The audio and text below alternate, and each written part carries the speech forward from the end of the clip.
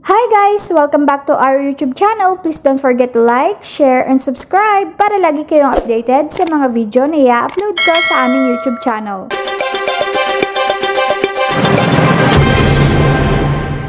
Isang magandang araw po sa ating lahat. Muling inanyayahan ng lokal na pamahalaang lungsod ng Parañaque ang mga residente ng lungsod sa isasagawang libreng PhilHealth enrollment. Ang libreng PhilHealth enrollment ay bukas para sa mga walang kapasidad na magbayad ng PhilHealth premium o walang permanenteng trabaho.